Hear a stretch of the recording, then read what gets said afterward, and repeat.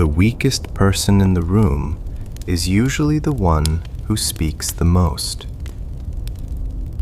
In a world addicted to noise, explanations, and endless self-defense, silence has become rare.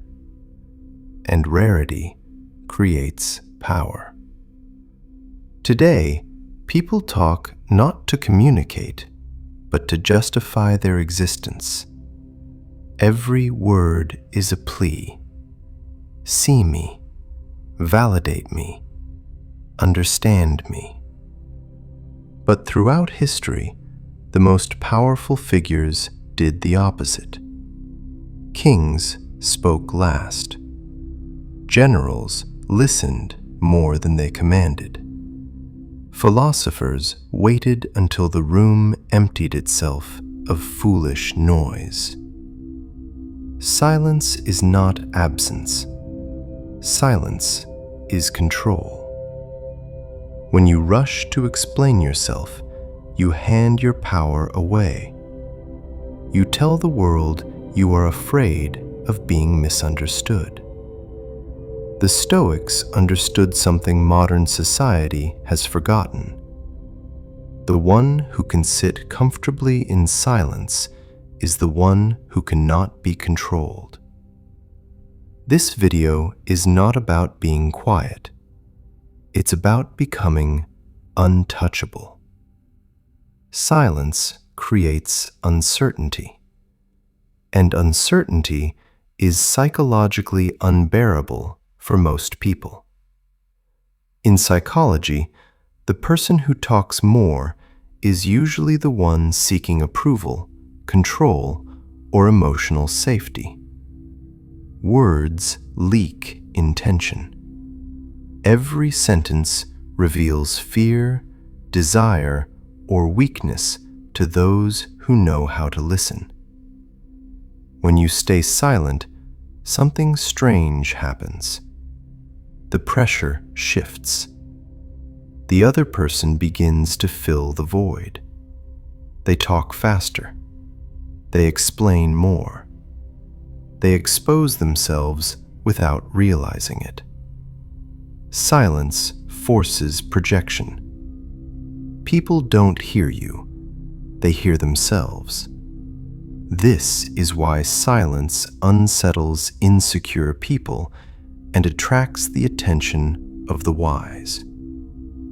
Epictetus warned us long ago. Nature gave us 2 ears and only 1 mouth. Not to make us quiet, but to make us strategic. The silent observer gathers leverage. Information becomes currency. Timing becomes a weapon. Silence is not passivity. It is delayed dominance. Marcus Aurelius ruled an empire, yet his greatest battles were fought in silence. He didn't teach silence as avoidance. He taught it as discipline. Lesson 1: Inner silence. Before controlling your words, you must silence your judgments. Marcus wrote that events themselves are neutral. It is our opinion that disturbs us. When you stop labeling everything as good or bad, the urge to speak weakens. Silence begins the moment you no longer need to comment on everything. Lesson 2: Observe, don't react. Silence exposes character. Watch what people do when silence stretches. Some rush to impress. Others rush to defend. Their behavior tells you more than their words ever could. Lesson 3: Words are energy. Spend them like gold, not sand. The Stoics believed unnecessary speech drains vitality. Each word carries cost. The less you speak, the more weight your words carry. Lesson 4: Silence in the face of insult.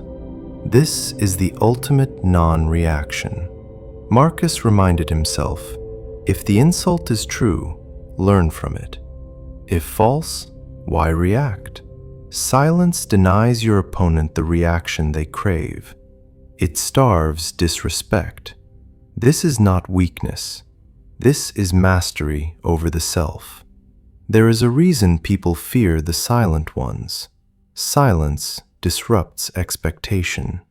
Most people are predictable. They speak when provoked. When you don't, their script collapses. Silence is not shyness. It is self-command. The person who controls their impulse to speak controls the interaction. Power does not announce itself. It waits. Loud people seek dominance. Silent people already have it. This is why silence feels dangerous. It gives nothing to attack. The mind searches for weakness and finds none. The Stoics understood this darker truth. Authority grows when explanation disappears. The fewer your words, the more others project meaning onto you. Projection creates hesitation. Hesitation creates advantage. Silence turns attention into pressure. Pressure breaks the unprepared. This is not manipulation. This is restraint weaponized. Silence is useless if it stays philosophical. It must be trained. Not someday. Not when life gets easier. Today. Practice 1. One day without explaining. For one day, resist the urge to justify your choices, emotions, or boundaries. Notice how often explanations are not requested. They are volunteered out of insecurity. The world rarely needs your defense. Practice 2. The late night silence hour. 1 hour before sleep. No words, no screens, no input. This is where mental noise finally reveals itself. Learn to sit with your thoughts without negotiating with them. Practice 3. The 3-second rule. Before responding to anyone, pause for 3 seconds. Those seconds create separation between impulse and intention. Most people speak to relieve tension. You speak only when it adds value. Silence practiced daily becomes presence. Presence becomes authority. At the end of the day, silence is not what you withhold from others. It is what you reclaim for yourself. The world will always demand explanations, reactions, and opinions. Not because it needs them, but because noise keeps people controllable.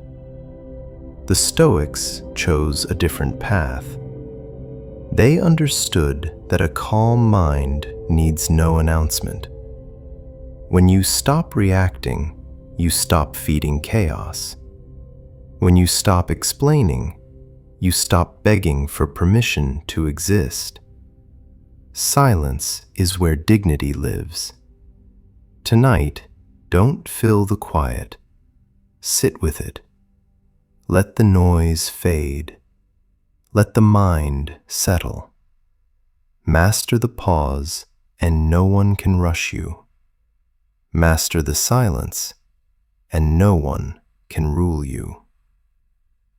If this resonated with you, revisit the first lesson, boundaries. Together, they form a complete discipline of self-mastery.